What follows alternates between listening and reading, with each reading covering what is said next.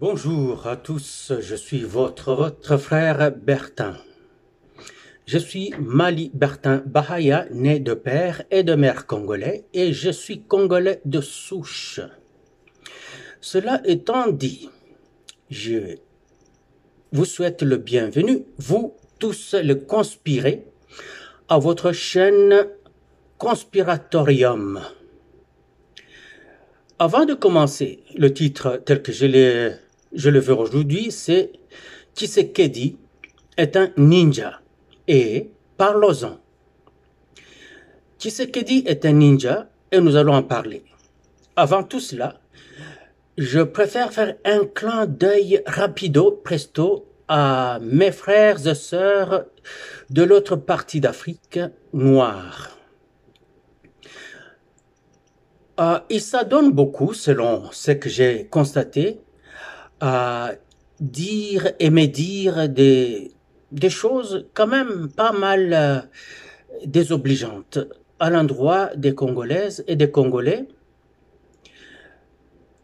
Je ne leur reproche pas ça parce que je n'ai jamais vécu dans ces pays-là. Je n'ai jamais visité ce pays-là. Les ressortissants de ce pays que je les connais ici où je vis en Amérique du Nord.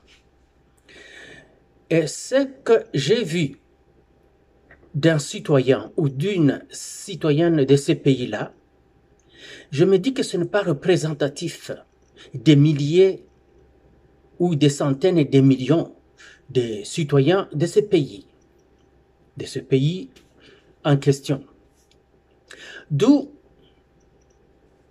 tirer une conclusion comme quoi le Malien, les Sénégalais, le peuple malien, donc le peuple sénégalais, le peuple burkinabé, le peuple djiboutien et ceci ou cela seraient quand même pas mal sous-doués. Ce serait sous-doué pourquoi? Parce que même si c'était 100 personnes que j'avais rencontrées et qui m'avaient déplu par leur comportement ou par leur dire, que je dise que non, vous voyez, les Maliens sont ceci.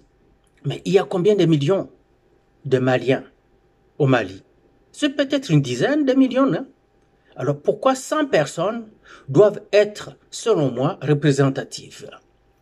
Je pense que c'est gratuit, c'est paresseux et sous-doué. Je ne le ferai pas.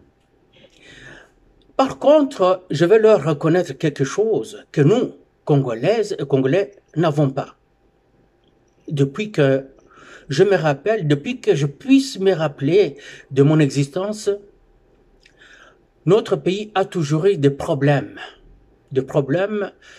d'autres citoyens venus de pays environnants ou lointains qui viennent chez nous et qui font des problèmes parce qu'on les a intégrés dans l'administration ou dans le commerce interne du pays. Ils abusent et désabusent. Je vais juste parler d'un aspect spécial qui est l'aspect du jour. C'est l'aspect militaire. L'armée burkinabèse, par exemple, n'est-elle pas composée de burkinabèses et de burkinabés? Si.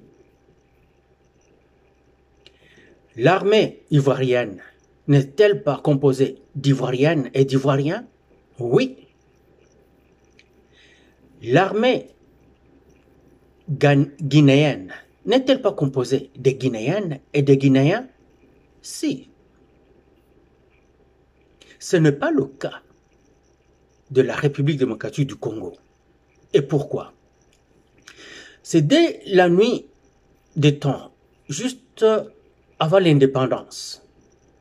Les colons ont amené beaucoup d'étrangers qui venaient de pays environnants, frontaliers de la République démocratique du Congo, et d'autres qui venaient de loin. On leur a donné la citoyenneté congolaise. Et on leur a donné tout de suite de portions de pouvoir. Quand est venue l'indépendance de la RDC, ces gens-là étaient déjà placés. En 1965, il y a eu un coup d'État qui a apporté au pouvoir un certain Mobutu Sese Seko Kukumbando Wazabanga. Cet homme n'a jamais pu prouver nulle part qu'il était congolais de souche. Par contre, d'une certaine manière elliptique, d'une manière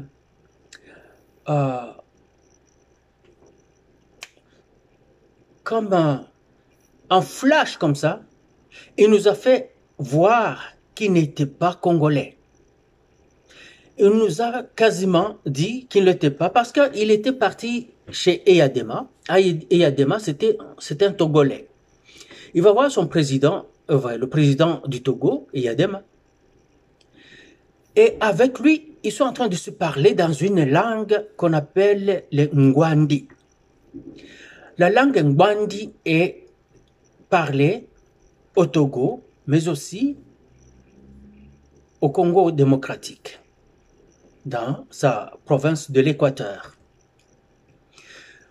Et pendant qu'il est là, en visite de 3 jours, les journalistes vont dire aujourd'hui les deux présidents vont se déplacer pour aller faire visiter leur village d'origine. Leur village d'origine.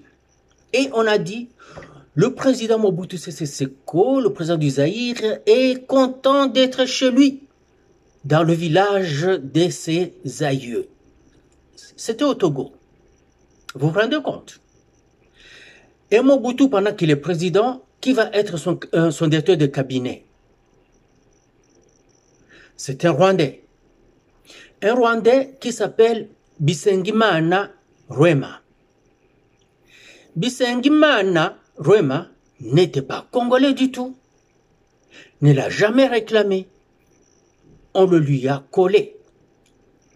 Ouais, on a écrit par-ci par-là qu'il était congolais de l'origine de l'île Idjwi. L'île Idjwi, c'est mon île d'origine. Bisengimana Rwema, il n'a pas d'assise là-bas. Il n'est pas de là. Mais on comprend, les chefs coutumiers ont cédé à la pression qui venait d'ailleurs. Et ainsi, on a déclaré que Bisengimana était d'Idjwi. Il n'est pas le seul. Il y en a d'autres. De grandes figures de la politique congolaise du temps du régime Mobutu. Pourquoi je n'incite pas tous les noms? C'est parce que j'ai des personnes vulnérables que je dois protéger.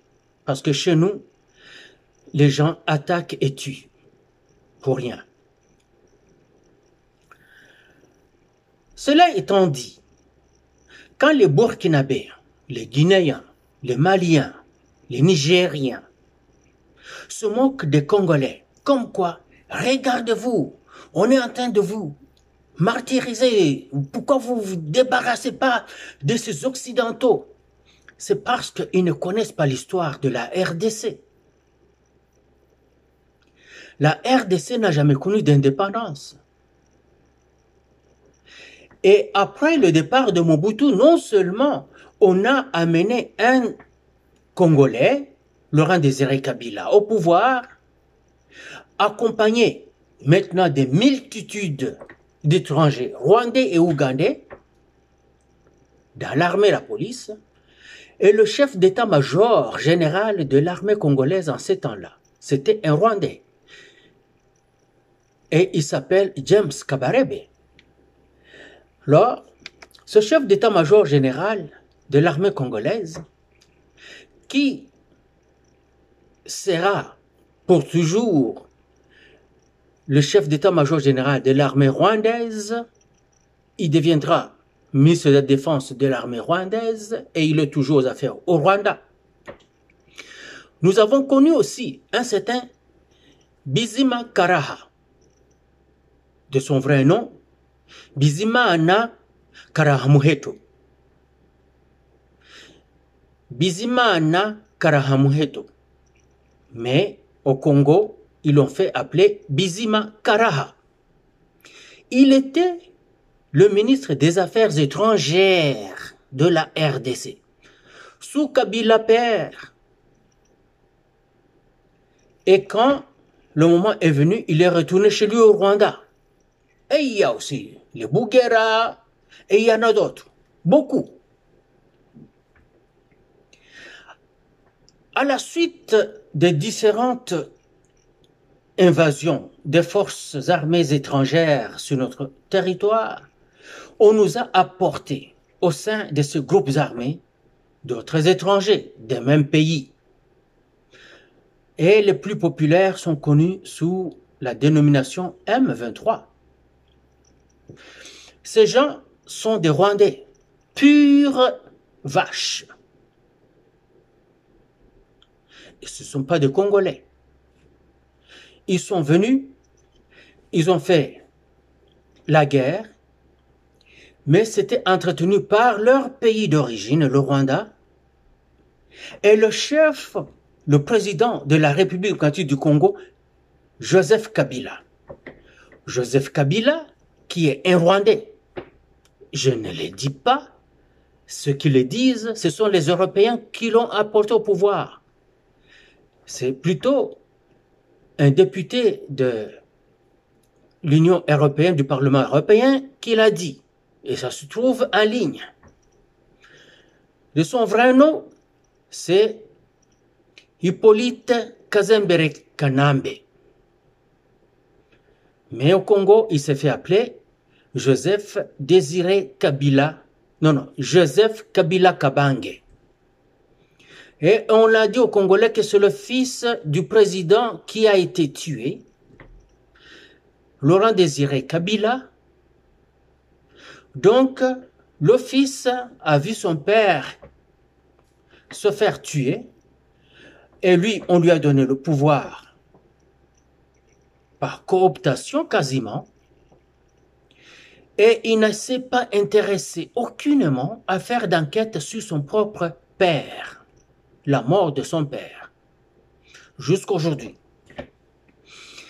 Est-ce que ça vous dit quelque chose? Moi, ça me dit quelque chose.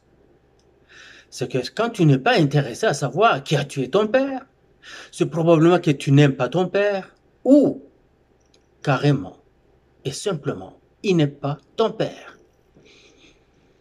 C'est la conclusion logique qui puisse en découler. Tshisekedi arrive au pouvoir parce qu'il n'était pas attendu. Si on l'avait aperçu arriver, on l'aurait liquidé. Si on l'avait aperçu arriver, on aurait mis tout en place pour qu'il puisse marcher dans des pièges à ne pas finir. Mais on ne l'a pas vu venir. Et quand on s'est aperçu qu'il est là, ils se sont dit, de toute façon, il ne fera rien. Parce que l'armée est infectée de nous autres, donc les étrangers rwandais. La police est infectée de nous autres, donc les policiers rwandais. L'administration est infectée de nous autres, donc les administrateurs citoyens rwandais. Et la population est complètement infiltrée de ces ressuscitants rwandais et ougandais, ressortissants, rwandais et ougandais. Je m'excuse, j'ai l'air fatigué parce que je le suis vraiment. Je me suis couché tard la nuit dernière et à 4 heures, je me suis réveillé parce que je devais aller à l'aéroport. Voilà pourquoi je suis dans cet état, mais cela ne nous empêche pas de parler avec vous et de discuter des choses qui nous concernent. Maintenant, on en revient à notre titre du jour, le ninjutsu, l'état du ninja de Tshisekedi. Pourquoi il est un ninja? Nous en parlons dans le numéro qui suit immédiatement. À tout à l'heure.